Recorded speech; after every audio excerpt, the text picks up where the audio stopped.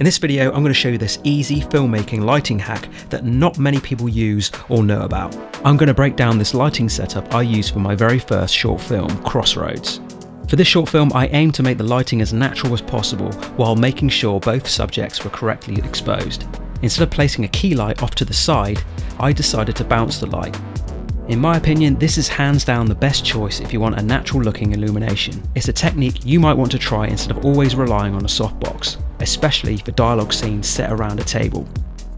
I've seen this method used all the time in Hollywood, but I got this particular idea from Tarantino's Once Upon a Time in Hollywood, where this particular lighting technique was employed in a low-key bar scene.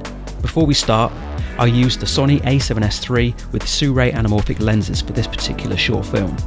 Now these lenses are my current favourites. You can find the link in the description below if you want to check those lenses out. Now let's walk you through the lighting setup.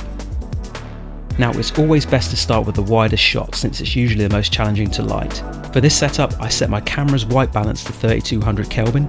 This setting means any additional daylight balanced LED lights will give off a blue hue, helping me to create that nighttime feel. Now my goal was to mimic the overhead spotlights from the ceiling, which emitted light at around 3200 Kelvin. Although I switched off these spotlights, I still wanted to maintain consistency with this light source. To achieve this, I attached the CTO gel to my Aperture 120D to match the warmth of the practical lights.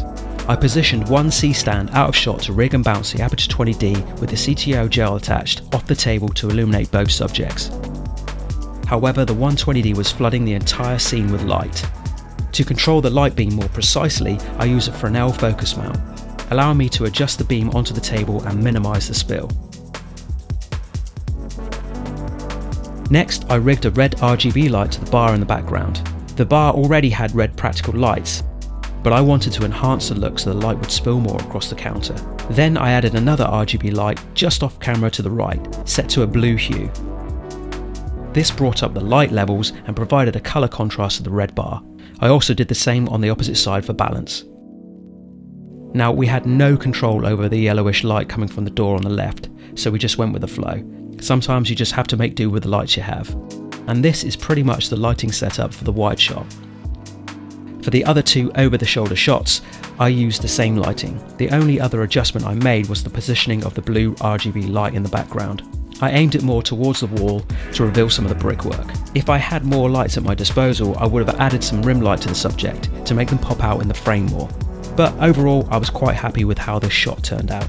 The same method was used for the shot as well. I took the light from the previous over-the-shoulder shot and rigged it to illuminate the wall on the left. Again, I wish I could have had a rim light to make the subject pop out of the frame a bit more, but that's how it goes sometimes. It was a basic dialogue scene to light, but I learned a lot from it. Hope you enjoyed this video and make sure you subscribe to this channel for more lighting breakdowns and filmmaking tips. It would also be amazing if you could give this video a little like. Thanks for watching and see you next time.